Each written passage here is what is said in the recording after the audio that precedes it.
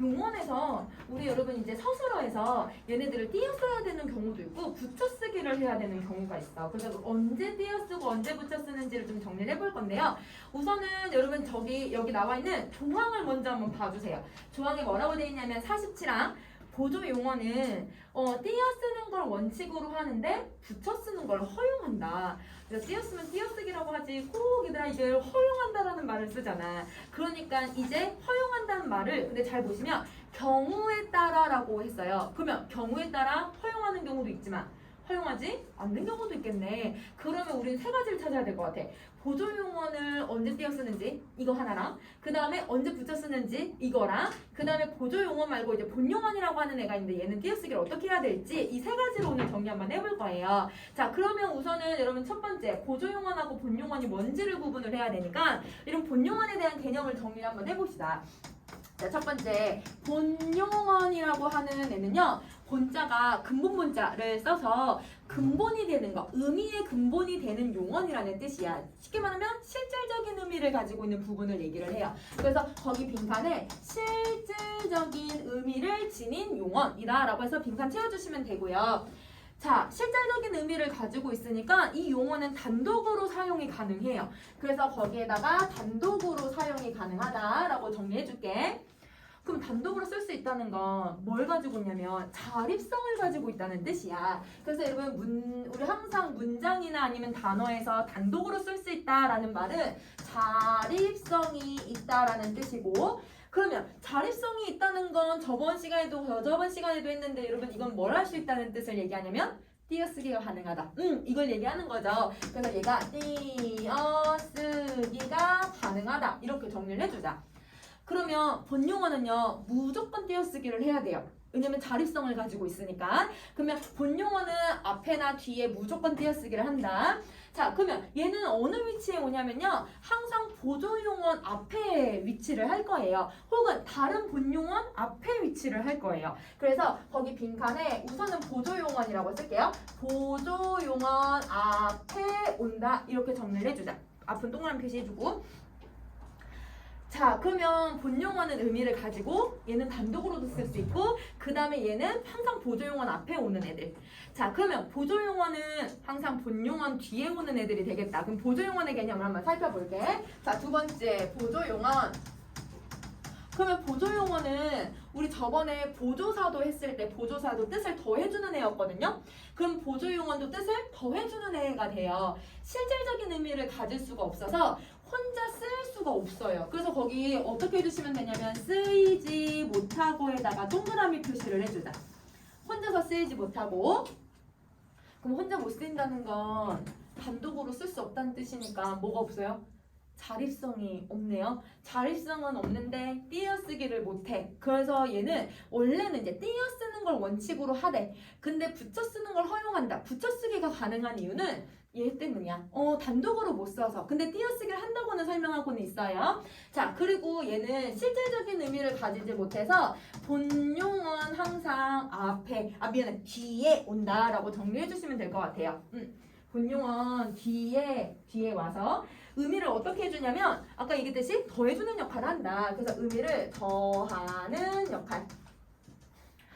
자 그러면 예시를 한번 들어볼게. 자 어떤 예시를 들 수 있냐면 먹고 싶다라고 하는 예시를 한번 생각을 해봅시다. 자 이런 먹다라는 의미잖아요. 그러면 이 먹다라는 앞에 나온 용어는 의미를 가지고 있는 거네. 그리고 이 싶다가 없어도 먹다 혼자 쓸 수 있어. 그지? 자 그러면 얘는 본용어이 되는 거고요. 자 싶다 먹다를 빼면 싶다 혼자 쓸 수 있니? 이거 혼자 못 쓴다? 혼자 쓸 수가 없고 그리고 이러면 이 싶다는 단독으로 의미를 갖지는 못하지만 어떤 의미를 더해주냐면 내가 먹는 행위에 대해서 바람, 나의 소망을 드러내주는 애들인 거네. 그래서 여러분 얘는 나의 어떤 소망을 드러낸다라는 의미를 더해주고 있으니까 보조용언이라고 정리를 해주시면 돼요. 그러면 본용언 보조용언이 나왔으니까 띄어쓰는 걸 원칙으로 한다라고 했기 때문에 얘는 무조건 사이를 띄어쓴다. 이렇게 생각을 해주면 되는 거지. 자, 이게 이제 첫 번째 내용이야. 그럼 자 이제 두 번째 내용을 한번 가보자. 그러면 이렇게 본용언하고 보조용언에 대한 개념이 나왔으니까 본용언, 보조용언이 과연 어떤 순서대로 나오는지를 조금 더 정확하게 정리를 한번 해보도록 할게요. 자, 첫 번째 어떤 경우냐면 우선은 본용언의 어간을 먼저 제시를 해줘요. 근데 이러면 어간이란 말이 나왔으니까 어간 뒤에는 누가 와야 되지? 어미, 그렇지, 어미가 와. 그러면 여기 뒤에 오는 어미가 누구냐면 보조해주는 연결어미가 와요. 보조해주는 연결어미가 온다. 그래서 어간하고 어미가 하나의 단어처럼 지금 쓰이고 있는 거야. 자, 그럼 보조적 연결어미 뒤에 그 다음에 누가 오냐면 분용언이 온다. 이렇게 정리해주시면 돼요. 분용언 어간 뒤에 보조적 연결어미 오고 분용언이 온다. 그러면 보조적 연결어미가 누군지를 알아야 우리가 이제 얘가 어디 부분에서 띄어쓰기 할 건지를 구분할 수 있으니까 보조적 연결어미를 한번 찾아볼게. 자, 보조적 연결어미는 5개가 있어요. 아, 어, 개, 지, 고예요. 아, 어, 개, 지고. 아, 어, 개, 지고가 오고 그 뒤에 분용언이 온다. 자, 그러면 아까 여러분 우리 먹고 싶다 같은 경우에 여기 고라고 하는 애가 왔잖아. 이게 보조적 연결어미야.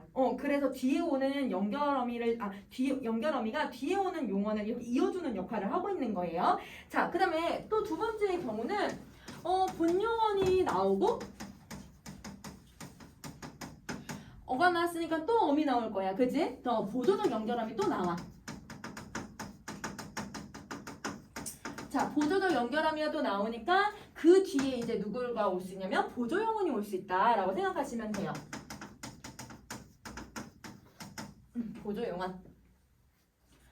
자, 그러면 이제 여기에서 얘네가 띄어쓰기가 어디에서 띄어쓰기를 하고 어디를 붙여쓰기를 해야 되는지를 한번 예시를 통해서 한번 살펴볼 거야. 자, 예시를 한번 봐볼게. 첫 번째는요, 여러분 우리 먹고 버리다라고 하는 예시를 한번 생각을 해볼 거고요. 자, 두 번째는 먹어버리다라고 하는 예시를 한번 들어볼게요. 둘 다 먹다라고 하는 단어가 들어가 있어. 그런데 첫 번째는 먹고 버리다는 의미를 좀 한번 생각을 해보시면 음식물을 섭취하고 그 다음에 남은 것을 쓰레기통에 넣다 이런 의미로 쓰고 있잖아요. 그러면 여러분 얘는 의미를 가지고 있고 버리다도 이런 쓰레기통에 넣다라는 의미를 가지고 있으니까 둘 다 의미를 가지고 있네. 그러면 분용언 이렇게 되는 거야. 자, 근데 먹어버리다는 얘들아 이게 쓰레기통에 넣다라는 의미가 지금 있어요? 먹어버리다는 다 먹었다 이러면 끝났다라는 의미를 가지고 있는 거잖아. 그러니까 얘는 의미를 있어. 먹는다라는 의미는 있는데 버리다가 진짜 쓰레기통에 넣다는 뜻이 아니라 어떤 의미를 더해주고 있냐면 완료. 그래서 여러분 얘는 완료를 나타내주고 있으니까 그래서 보조용언이다 라고 정리할 수가 있을 것 같아. 그러면 이거를 이제 띄어쓰기를 어떻게 할 수 있느냐? 우리 아까 본용언은 단독으로 쓰인다고 했으니까 무조건 띄어쓰기를 할 거거든요. 그러면 얘 같은 경우는 여기를 무조건 띄어쓰기를 해. 자, 먹어버리다는 여러분 본용언 보조용언이니까 아까 여러분 우리 47항에서 뭐라고 했어요? 띄어쓰는 걸 원칙으로 한대요. 그럼 얘네들 띄어써야죠. 근데 붙여쓰는 거 허용한대요. 붙여쓰기를 해도 상관없어. 띄어써도 되고 붙여쓰기를 해도 되는 거지. 자, 그러면 얘에다가 이제 정리를 한번 해볼게. 자, 여기 보세요. 얘는 그러면 어떻게 해야 되냐면 얘는 무조건 띄어쓰기를 해줘야 되네. 그지? 근데 이제 어간어미니까 얘는 어떻게 해줘야 돼요? 먹고, 그 다음 먹어. 얘네들은 붙여쓰기를 해줄 거고요. 그죠? 자, 다시 여기 어간하고 어미 나왔으니까 붙여쓰기 해줄 거예요. 자, 근데 이 본용언하고 보조용언은 어떻게 할 거냐면 띄어쓰는 것도 원칙으로 하는데 붙여 쓰는 걸 허용하니까 정리하면 이렇게 돼야겠다. 그러면 예시를 통해서 아 얘는 이렇게 되어 있구나 라고 정리를 해주면 되겠죠. 자, 그 다음에 보조용언을 만드는 방법이 하나 더 있어요. 그래서 보조용언 만드는 방법 하나 더 생각을 해봅시다. 자, 여러분 앞에 본용언이 나와요. 이번엔 어간이라고 쓰지 않고 그냥 용언이라고만 쓸게요.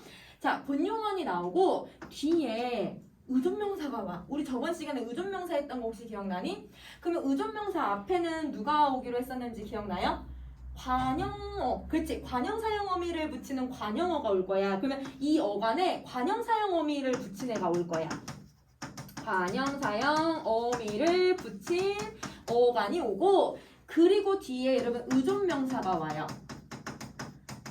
그러면 의존명사 뒤에 다시 또 누가 오냐면 하다나 쉽다를 붙여요. 하다나 쉽다를 붙인다. 그럼 이것도 예시를 한번 찾아볼게. 예시를 볼게요. 자, 여기 예시.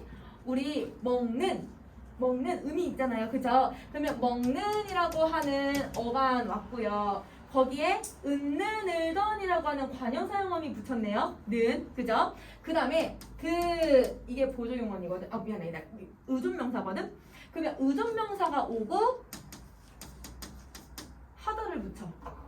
의존명사가 오고 하다를 붙이면 그러면 여러분 이 먹는이 본용언이고요. 이 의존명사에 하다 싶다가 붙인 걸 보조용언이라고 해요. 얘가 보조용언이에요.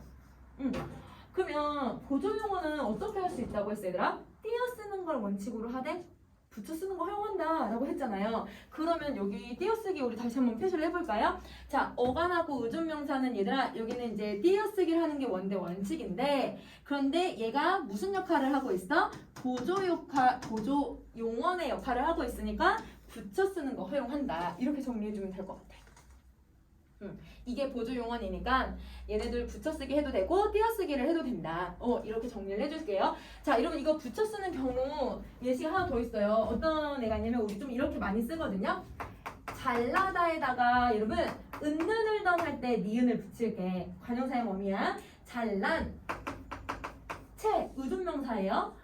하다 이렇게 써요. 그러면 잘난 채 하다는 이렇게 띄어써도 상관없고 이게 보조용언이니까 잘난 채 하다 붙였어도 상관없어. 이렇게 써도 되고 이렇게 써도 돼. 두 가지 다 된다. 자, 그러면 여러분 이렇게 하면 본용언하고 보조용언, 본용언하고 본용언 여러분 띄어쓰기가 어떻게 되어 있는지를 우리 좀 구성을 찾아낼 수 있을 것 같아. 자, 그런데 이거는 여러분 기본적인 원칙이고요. 아까 경우에 따라서만 띄어쓴다고 했고 그러면 여러분 붙여쓰기가 허용된다고 했으니까 경우에 따라서는 붙여쓰기가 허용이 안 되는 경우도 있을 것 같아. 그럼 보조용언이 무조건 띄어써야 되는 경우만 정리 한번 해보자. 자, 거기 아래 보면 예외라고 되어 있죠. 무조건 띄어쓰는 경우를 한번 찾아볼게요. 자, 첫 번째 이런 조사를 붙이면 돼요. 보조사. 이 앞에 있는 본용언 뒤에다가 보조사를 붙여버리면 띄어쓰기를 해줘야 돼. 왜냐면 우리 여러분 조사는 앞말에 붙여쓰기는 하지만 조사가 쓰이고 나면 뒤음말이랑은 띄어쓰기를 해줘야 되거든. 그러니까 얘는 띄어쓰기를 해주는 거야. 자, 거기 예시를 보면 노라만 나는구나 라고 하는 선생님 예시 넣어놓은 거 혹시 보이세요? 자, 이 예시에서 노라 나다가 원래 기본형이야. 그러면 여기서 놀다라는 의미가 남아있잖아요. 그러니까 얘가 원래는 본용언이고 그 다음에 나다가 얘들아 이 나다가 태어나다라는 뜻인 건데 여기서는 여러분 태어나다라는 의미는 아니잖아. 놀아나다라는 건 누군가의 소나기에서 얘들아 막 좌지우지되는 그런 의미니까 그럼 보조용언으로 쓰인 거네. 그러면 놀아나다라고 하면 얘는 어떻게 해도 돼요? 띄어써도 되고 붙여서도 되죠. 보조용언이니까. 그런데 여기 사이에 누구를 넣어놨냐면 노라만 조사를 넣어놨으니까 그러면 얘는 보조적 연결어미로 끝난 게 아니기 때문에 붙여쓰기가 안 되는 거야. 무조건 띄어쓰기 한다. 이렇게 생각을 해주시면 돼요. 이게 아니었으면 노란하다는 어떻게 쓸 수 있냐면 띄어써도 되고 붙였어도 다 되거든요. 근데 그게 딱 조사가 들어가면 안 된다라고 생각해 주시면 돼요. 이게 첫 번째. 자, 그 다음에 두 번째는요. 앞에 나오는 이 본용언이 너무 많은 단어들이랑 결합되어 있을 때 그걸 우리는 이제 합성어라고 얘기를 해요. 단어가 여러 개가 결합되어 있을 때 그러면 얘는 무조건 띄어쓰기를 할 거야. 왜 띄어쓰기를 하는지 한번 살펴보자. 자, 여러분 거기 예시에 혹시 떠내려가 버리다라는 말 혹시 들어가 있어요? 자, 떠내려가 버리다에서 여러분 이거 쓰레기통에 넣다의 의미야? 아니죠. 끝났어. 이미 떠내려가 버린 상태 이걸 얘기하고 있는 거잖아요. 그럼 얘는 보조용언이고 얘는 본용언이에요. 근데 이 본용언 단어가 되게 여러 개가 결합되어 있는 것 같아.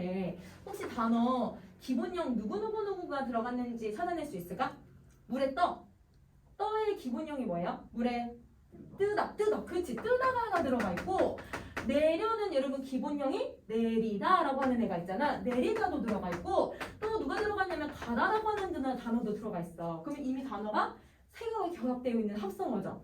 세 개가 결합된 상태에서 얘까지 붙여쓰기를 해버리면 문장 너무 길지 않니?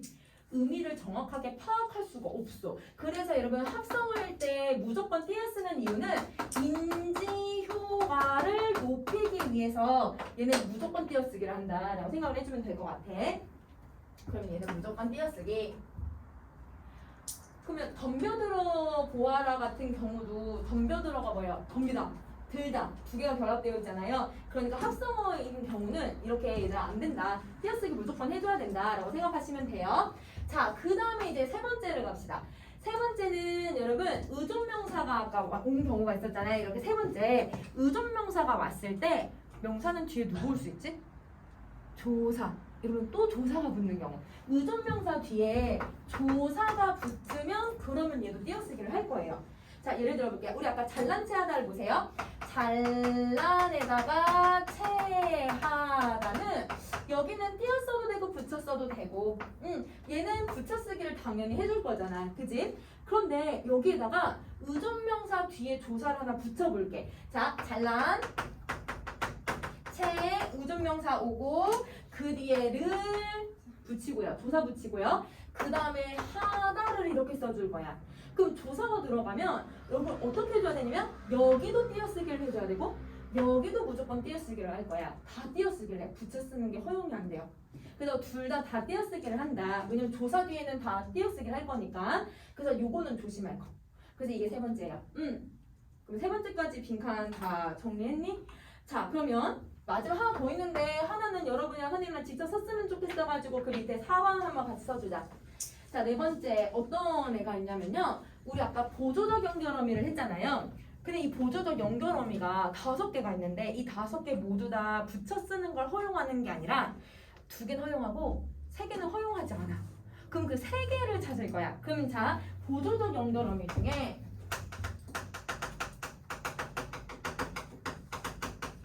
자, 보조적 연결어미 중에 개. 자, 그 다음 지, 고. 이런 이 세 어미는요 무조건 띄어쓰기만 가능해요. 붙여쓰기가 안 돼. 우리 지금 예외가 띄어쓰는 경우를 찾는 거잖아. 얘네들이 오면 무조건 띄어써야 된다. 그래서 아까 선생님이 먹고 싶다를 할 때 그냥 띄어쓰기 표시만 한 거 이거 왜 그러냐면 얘는 고가 왔기 때문에 얘는 붙여쓰기가 허용이 안 되거든요. 그래서 띄어쓰기만 가능하다. 그러면 붙여쓰기가 가능한 애들은 누구만 가능한 거야? 아하고 어만 가능해. 그래서 아까 선생님이 노란하다는 아로 끝났으니까 둘 다 가능하다 이렇게 설명해 놓은 거네. 그래서 얘는 이렇게 해서 여러분 분용어하고 보조용어 띄어쓰기를 구분해 주시면 될 것 같아요. 자, 그럼 여기까지 정리하셨으면 이제 우리 실전을 한번 가봅시다. 자, 여러분 그 다음 내용을 이제 가는데요. 59쪽을 가시면 여러분 이제 시험 문제를 풀면 선생님이 지금 계속 어떻게 했냐면 이거 이 의미가 어떻게 변했니? 아니면 이 의미는 원래 의미 그대로 가지고 있고 의미로 계속 풀이를 해줬잖아요. 그러면 학교 선생님이랑도 하시고 여러분 선생님이랑도 해보면 여러분 좀 의미로 해석하면 조금 이 순간에는 할 수 있는데 여러분이 주관을 넣어가지고 문제를 푸는 경우들이 생겨. 그럼 틀리거든? 그러니까 정확하게 푸는 연습을 한번 해볼 거야. 근데 그 방법이 있어요. 어떻게 하면 정확하게 풀 수가 있냐면 요 단어 한 글자를 넣으면 구분할 수 있거든요. 어떤 애냐면 거기 이제 팁에다가 정리를 해보자. 보조적 연결어미 뒤에 거기 아어라고만 되어 있긴 하지만 보조적 연결어미 다 돼요. 자, 보조적 연결어미 어느 부분 뒤에 아무 뒤에 여러분 서라고 하는 애를 넣어볼 거야. 서라고 하는 애를 넣어보자. 그러면 어떻게 되는지를 한번 설명을 해볼게. 자, 여기서 이렇게 정리를 해볼게요. 보조적 연결어미가 여러분 우리 아까 아어개지고가 있었잖아요. 그 뒤에 아어개지고 뒤에 서를 넣을 건데요. 자, 그러면 여기서 우리 서를 한번 넣어봅시다. 자, 먹고 서버리다. 아까 이 본용어이었잖아요. 먹고 서버리다라고 했을 때 여기서 여러분 앞에 있는 의미가 원래 뭐였었냐면 먹은 다음에 쓰레기통에 넣다야 할 거거든? 근데 먹고 서버리다를 했을 때 의미 변화가 있어요? 그대로 얘들아 쓰레기통에 넣다라는 의미 그대로 있어. 그러면 여러분 이 서를 넣었을 때 의미 변화가 없는 경우가 생기네요. 자, 의미 변화가 없으면 이건 본용어하고 본용어냐. 의미 변화가 없으면 분용어. 자, 근데 두 번째가 먹어서 버리다를 한번 봐보자. 이건 아까 본용은 보조용언이었거든요. 자, 이러면 먹어버리다는 다 먹었어, 다 먹은 상태라는 뜻이었는데 서를 딱 넣으니까 의미가 어떻게 돼요? 섭취하고 쓰레기통에 넣다 이렇게 바뀌잖아요. 그러면 의미가 변화가 생기네요. 그러면 의미 변화가 생기면 그러면 본용언 보조용언이라고 생각하시면 돼요. 자, 하나 더 갈 거야. 자, 얘들아, 우리 먹고 싶다라고 하는 아까 예시가 있었잖아. 여기에다가 서를 한번 또 넣어보자. 먹고 싶다를 넣었는데 먹고서 싶다? 이런 말을 써요? 우리 먹고서 싶다라는 말 자체를 쓰질 않잖아요. 그러면 여러분 아예 의미가 성립이 안 되는 경우가 있어요. 그 경우도 본용언 보조용언이에요. 그러면 얘도 아까 본용언 보조용언이었잖아. 그래서 본용언이 되려면 기본적으로 의미 변화가 없어야 된다. 서를 넣었을 때. 근데 서를 넣었는데 의미가 변화가 생겼거나 말이 안 된다 라고 하면 이거는 보조용언이라고 생각을 해주시면 돼요. 이렇게 찾으시면 돼요. 그러면 거기에 여러분 우리 선생님 빈칸 만들어놨으니까 서라고 빈칸 채웠니? 그러면 동그라미 표시 한번 해보자. 얘들아, 서가 들어가면 들어간다는 게 무슨 말이냐면 의미 변화가 없으면 그러면 보조용언이 아니어야 되죠. 그래서 아니다 동그라미 표시해줘. 아니다 동그라미. 자, 그러면 여러분 거기에 이제 예시들을 선생님 좀 넣어놨는데요. 이걸 이제 여러분 진짜 한번 해보시는데 이게 본용언인지 본용언인지 본용언 보조용언인지 한번 구분을 해보시고, 이런 본용언은 무조건 띄어쓰기를 해야 돼요. 본용언 보조용언은 띄어써도 되고 붙였어도 돼요. 그래서 이러면 거기 동그라미 표시할 때 띄어쓰기 적용은 동그라미만 있는 애들도 있을 거고 동그라미나 X 둘 다 있는 경우들도 있을 거야. 그래서 이러면 띄어쓰기 허용하는지 안 하는지 구분하시고 문제 풀어주시면 될 것 같아요. 거기 있는 거는 숙제로 풀어올 거야. 그래서 여러분 59쪽까지는 숙제. 그래서 여러분 요거 숙제로 풀어봅시다. 자, 그럼 여기까지 하셨으면 그러면 우리 선생님이 나눠준 새 책으로 한번 가봅시다.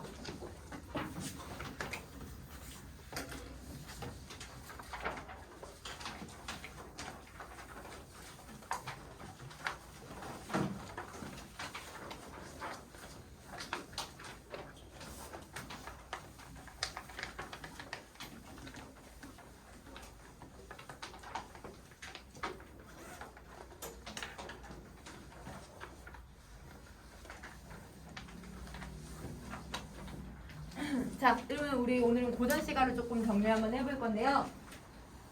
현대시도 조금 일부 선생님이랑 정리하면서 여러분 우리 모의고사에 나왔던 지문들 한번 분석해봤고, 여러분 고전소설 개념들 설명하면서 고전소설에 여러분 우리 모의고사에 나왔던 것들도 분석을 한번 해봤어. 자, 이제 고전시가로 한번 가볼 건데, 모의고사에서 고전시가 3월달은 여러분 이제 옛날식 표기는 나오지는 않아요. 그래서 여러분 번역되어서 여러분 나오기는 하는데, 근데 이제 작년 같은 경우는 좀 어려운 지문이 들어갔어가지고 조금 어려워서 올해도 조금 그렇게 나오지 않을까 싶기는 한데, 우선은 고전시가를 어떻게 읽는지를 우리가 알아야 그래야 여러분 해석도 할 수 있고 분석도 할 수 있어서 고전시가 읽는 방법들 5가지 정리 한번 해보도록 할게요. 자, 우선 고전시가는요, 그 당시에 어떻게 표기했는지를 알아야 그래야 여러분 우리도 해석을 할 수 있을 것 같아. 자, 그러면 현대국어는 여러분 어떻게 표기하기로 했어요? 우리 한글 맞춤법에서 배웠잖아요. 소리 나는 대로 쓰되 어법에 따라 쓴다. 이거 2가지 다 적용할 거지. 그럼 여러분 현대식 표기는 소리 나는 대로 쓸 거야. 자, 소리 나는 대로 쓰고, 그 다음에 또 뭐도 할 거냐면 여러분 어법에 따라서도 쓸 거예요. 그죠? 이게 현대식 표기죠. 자, 근데 옛날식 표기는 좀 달라. 옛날식 표기는요, 소리대로 적었어요. 그냥 소리 나는 대로만 적어. 그러면 쉽게 말하면 여러분 연음을 그대로 다 발음하면서 이어적기를 할 거야. 받침을 뒤로 계속 이어서 쓰는 거거든요. 그래서 이거를 우리는 이어적기라고 해요. 그래서 여러분 우리 옛날식 표기는 이어적기를 썼었고, 현대식 표기는 무슨 적기를 하는 거냐면 끊어적기를 하는 거야. 왜냐면 어법을 구별해서 다 쓸 거니까. 그러면 이런 차이를 좀 가지고 있어서, 그러면 어떻게 읽어야 되나 라고 하는 걸 이렇게 한번 봐볼게요. 자, 옛날식 표기를 좀 보시면 사실은 이렇게 어떤 특정 음원을 어떻게 읽을 것인지는 배워야 돼. 그걸 이제 조금 이따 선생님 포인트 3에서 정리 한번 할 거고, 자, 바로레라고 하는 특정 단어들도 암기하셔야 돼요. 왜냐면 옛날에 100년 전에 컴퓨터라는 말이 혹시 있었어요? 컴퓨터란 말은 없었죠. 그러면 말이라는 건 생기기도 하고 없어지기도 하는 거거든. 그러면 이런 단어들은 옛날에 쓰는 표현인데 지금은 바뀌었어. 그럼 바뀐 단어들을 이해를 해야 돼. 그러면 이런 건 좀 암기를 할 거야. 이것도 선생님이랑 포인트 다른 부분 가서 정리 한번 할 거예요. 그러면 선생님 말하고 싶은 부분은 이런 부분인데 소리 나는 대로 쓰였단 말이에요. 그럼 우리가 글을 읽으려면 소리 나는 대로 우리가 읽어야 해. 그러면 자, 너와 반을 먹은 후에 이렇게 읽을 거야. 그러면 이거를 그대로 읽으면 어떤 단어인지 대충 의미가 되잖아. 뭘 먹었구나 라는 걸 파악할 수 있잖아요. 반이라는 건 여러분 혹시 백반 이런 말 들어봤니? 반이 밥이야. 밥을 먹었구나. 현대국어 선생님 밥을 먹었다라고 써놨잖아. 그러면 반이라고 하는 단어도 기억을 해야 되지만 소리 나는 대로 읽는 연습을 해야 이게 어떻게 구성되고 있는지를 파악할 수가 있어. 그래서 선생님 좀 쉬운 걸 가지고 왔으니까 우리는 어떻게 읽을 거냐면 소리대로 읽기를 기본적으로 해주셔야 돼요. 이거를 1학년 때부터 계속 훈련을 해야 되는데 이거를 1학년 때 그냥 계속 눈으로만 계속 읽으니까 나중에 3학년 돼서 읽지를 못해 애들이. 왜냐면 3학년 때는 번역되어 있는 애들이 안 나오거든요. 지금 수능 특강이 다 국어로 되어 있어서 애들이 못 읽어. 그 1학년 때 대부분 어떻게 했냐면 그냥 시간 때우는 용으로 그냥 이렇게 눈으로만 읽는 애들이 다 그렇게 됐어. 그러면 여러분 소리 나는 대로 쓰는 애들은 소리대로 읽는 연습을 해야 3학년 때 가서 되게 편안하게 고전시가 공부할 수 있거든요. 그럼 소리 나는 대로 읽는다는 건 시험때 너와 반을 먹은 이렇게 하는 건 아니고 마음속으로 그냥 또박또박 선생님이 소리 내듯이 마음속으로 너와 반을 먹은 후에 이걸 하면 대충 의미를 파악할 수 있거든요. 그래서 요게 가장 기본. 그래서 소리 나는 대로 읽는 게 기본. 그래서 선생님이 계속 뭔가 비문학 할 때, 고전 시간을 할 때 이거 한번 발음 한번 해볼래? 소리 내볼래? 막 이렇게 얘기를 하거든? 근데 애들이 뜻을 파악 못하다가 소리 내면 의미 파악해. 그 이유는 소리 나는 대로 적었기 때문이야. 자, 그러면 이게 가장 기본이고요. 그러면 이제 두 번째 방법들을 이제 한번 가봅시다. 자, 그럼 두 번째는 국어 시간인데 한자 공부 좀 해봐야겠다. 얘들아, 왜냐면 고전 시가가 너무 한자가 많아요. 왜냐면 사대부들이 써서 그래. 사대부들이 쓰다 보니까 한자어들이 되게 많거든요. 근데 한자어들은 사실 선생님이 지금 가장 기본이 되는 거 한 34개 정도만 넣어놨고 사실은 이제 2학년, 3학년 올라가면서 조금씩 업그레이드가 돼야 되긴 하는데 우리가 배워야 되는 1학년 교과서에 나오는 작품들 중에서 제일 기본이 되는 애들 선생님 몇 개 갖고 왔어. 그럼 여러분이 뭘 해보시냐면요. 지금 여기 이렇게 네모 표시되어 있잖아요. 거기에다가 한번 내가 아는 한자 뜻과 음을 다 얘기할 수 있는 거. 뭐 달월, 해일 이런 식으로 다 얘기할 수 있는 한자들은 이렇게 표시 한번 해볼래? 선생님 테스트 한다기보다 스스로 내가 아는 거, 내가 모르는 거 좀 구별 좀 한번 해보게. 그렇게 표시 좀 한번 해보자.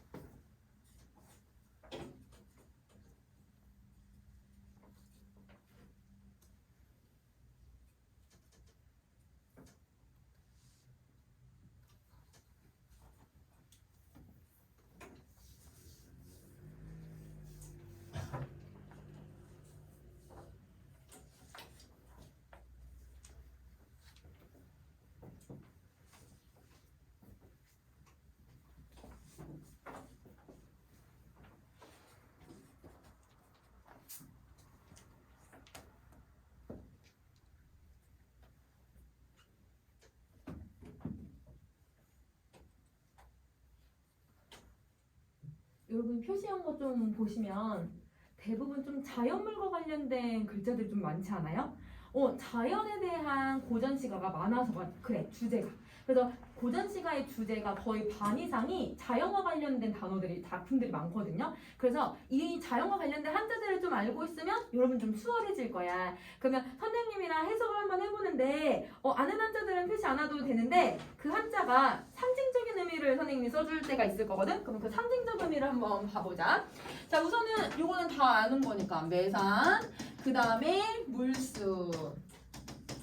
근데 여러분 물수는 이렇게 삼수변으로도 표현할 수도 있잖아요. 그래서 여러분 삼수변이 들어가 있는 글자들은 그냥 다 물로 해석하셔도 돼요. 고전 시가에서는 시냇물이나 물이나 얘들아 강이나 물이나 아니면 연못이나 물이나 그러면 얘들아 연못에서 놀았다나 물에서 놀았다나 어차피 비슷한 말이잖아. 그러니까 고전 시간에는 그렇게 뭐 엄밀하게 구분할 필요는 없어. 그러니까 물수변에 들어가 있으면 그냥 여러분 물이라고 해석해 주시면 되고 사실 얘도 물이야. 강이지만 근데 우린 시험 한자니까 얘는 그냥 정리하자. 강강.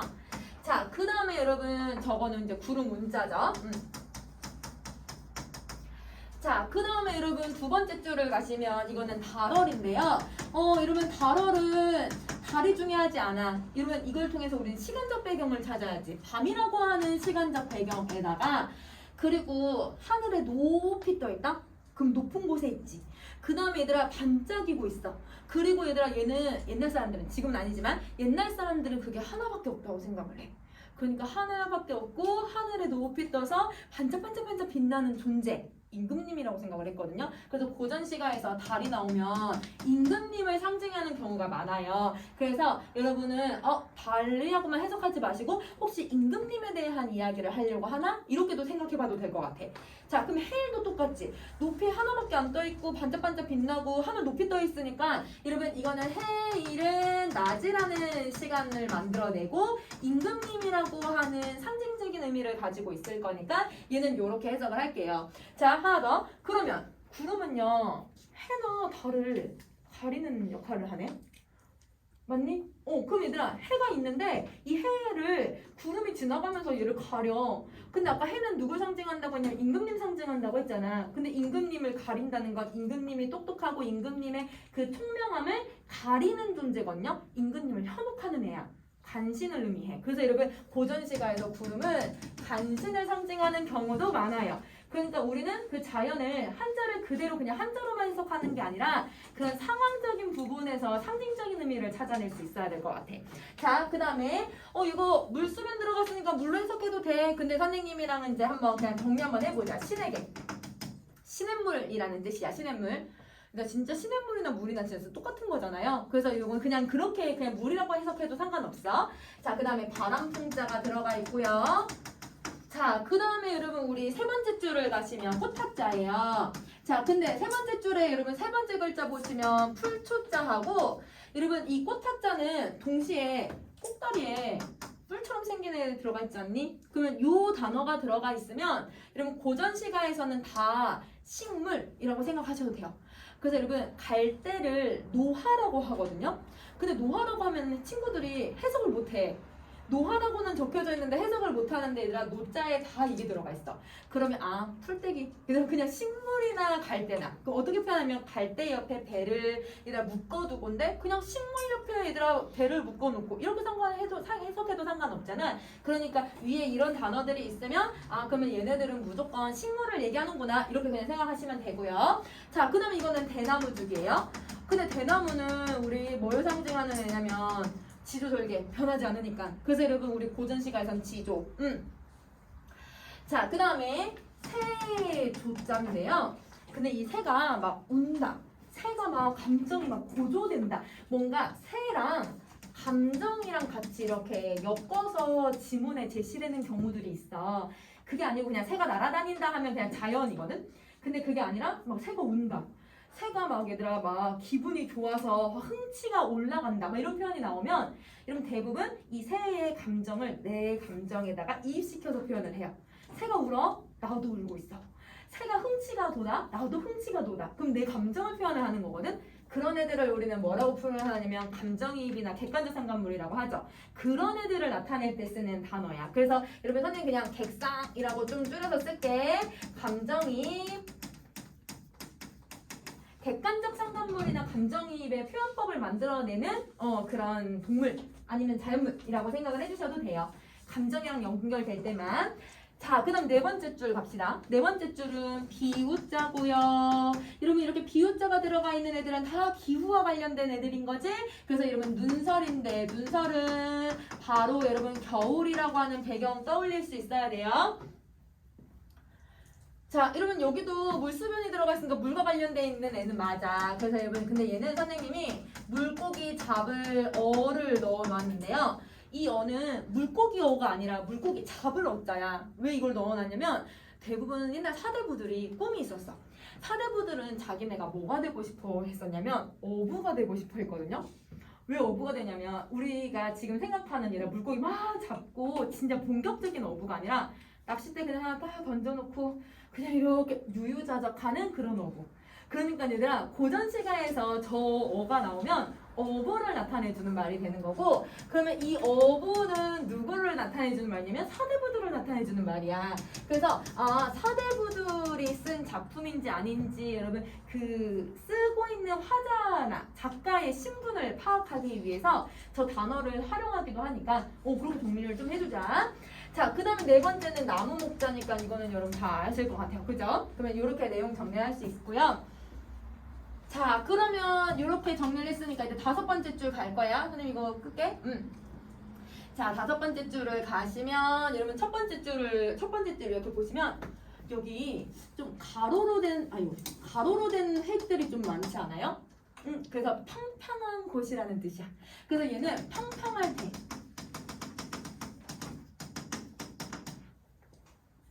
벌판이라고 생각하셔도 되고, 아니면 산이 이렇게 우뚝 솟아있는 산도 있지만 산이 얘들아 요렇게 위에가 평평하게 생긴 그런 산들도 있어.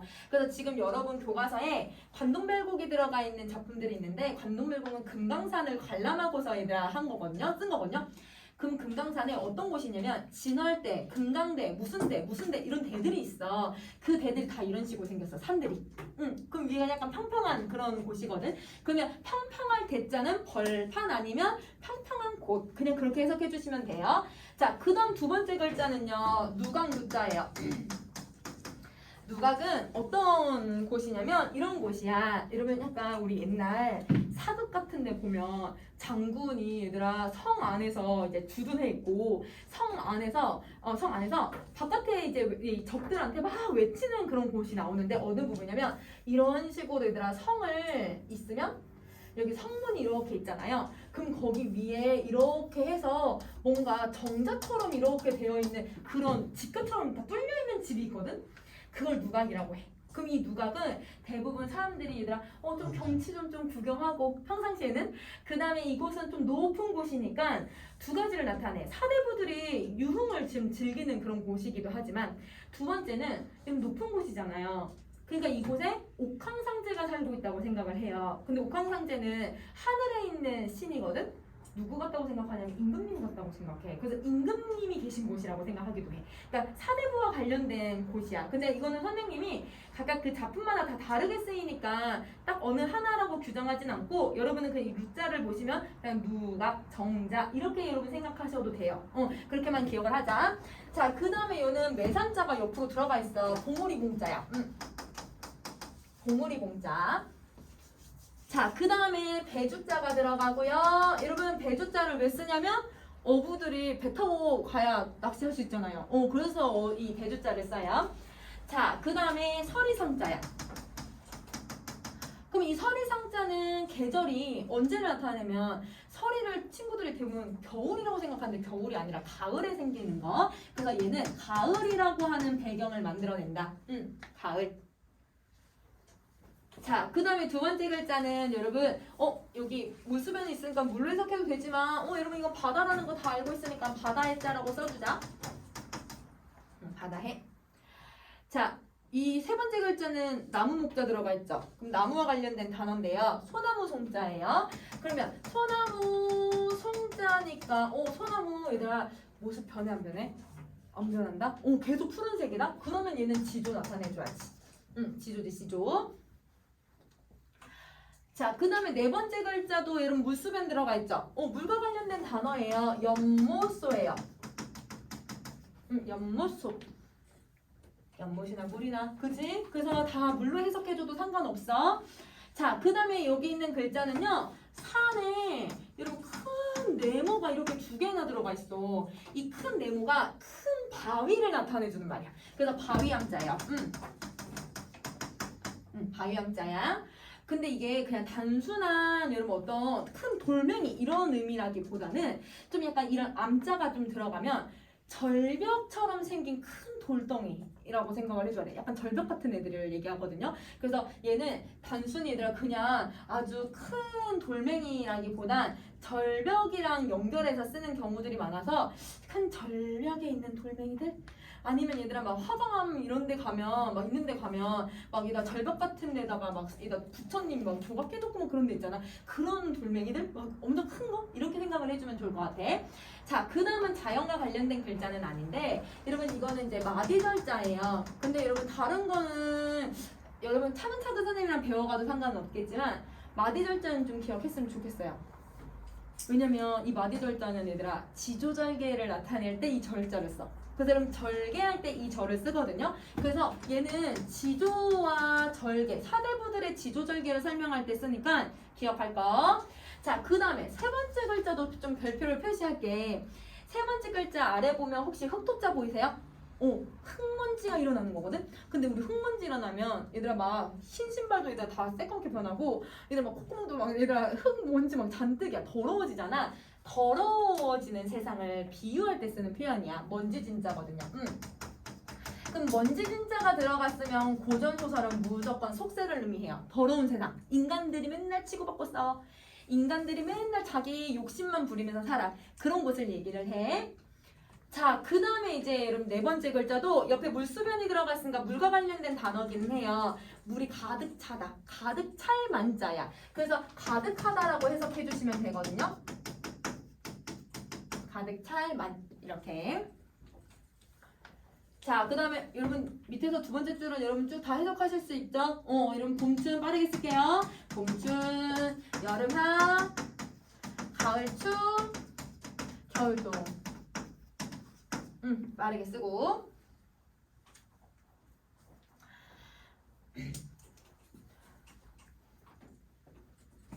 선생님이 오늘 아침 하고 어저께 조금 생각보다 좀 일찍 이제 준비를 하게 된 거야. 그러니까 아침에 원래 나오는 시간보다 출근하는 시간보다 조금 일찍 나왔어요. 그러니까 옆에 막 놀이터에 막 이다 나무도 한번 조금 봤다가 그 다음에 여러분 선생님이 이렇게 오는 길에 이렇게 막 좀 약간 헤쳐매리면서 그러면서 왔거든. 그래서 여러분 봤더니 이 벚꽃나무에 봉우리들 생겼어.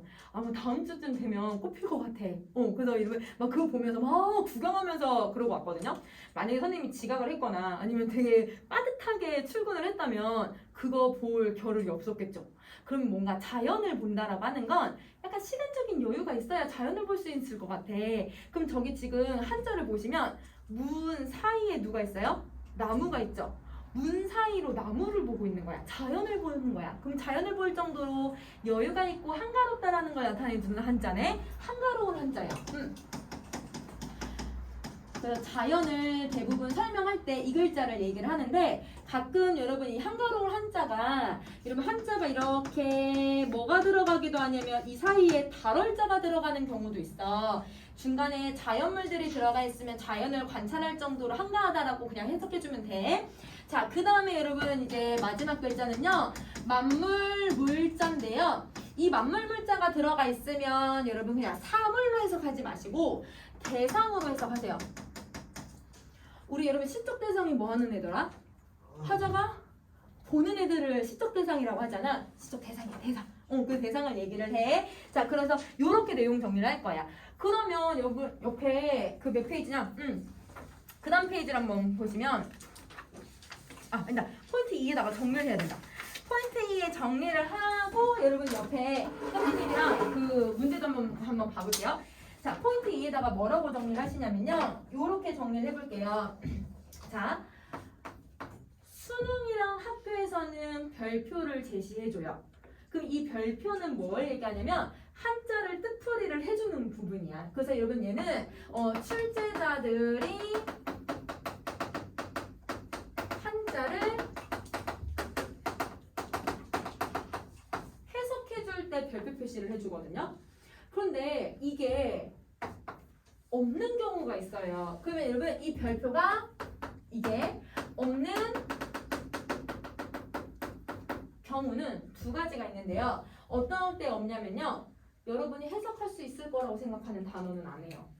그러니까 고1 정도가 되면 이 정도는 해석할 수 있어야지라고 하는 단어에는 해석하지 않아. 그러니까 쉽게 말하면 중학교 때 배웠던 여러분 한자, 우리 한문 시간에 한자 시간에 배웠던 그 기본 한자들은 너희들 해석할 수 있을 거라고 선생님들은 생각하시는 거야.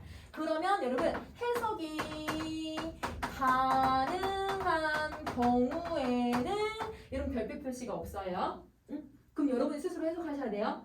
근데 여러분이 아무리 봐도 이거는 단어 뜻을 모르겠다. 선생님이랑 정리한 저런 글자들 외에 다른 글자는 잘 해석이 안 되겠다. 근데도 별표 표시가 없다? 그건 해석을 안 해도 돼.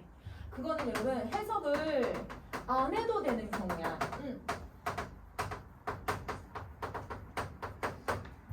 그래서 여러분 조금 이따 선생님이랑 지문 분석해보면서 한자를 해석하지 않는 경우도 한번 해석을 해볼 거거든요.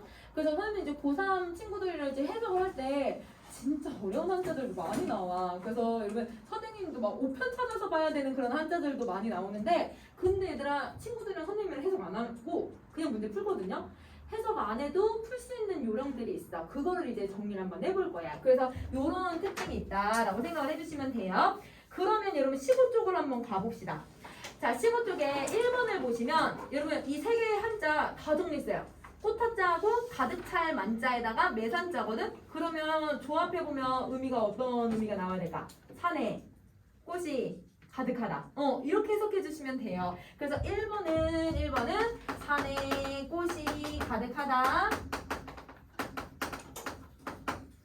이렇게 해주면 되고 여러분 3번은 여러분 자 이게 잘 봐. 산수라는 말 들어가 있지. 맞아요? 산수. 자 이렇게 산과 수 혹은 강과 호수 혹은 강과 산 혹은 풍, 월, 바람과 달 이런 식으로 자연물이 두 개씩 결합되어 있는 단어들은 그러면 여러분 뭐라고 해석하시면 되냐면 그냥 자연이라고 해석하시면 돼요.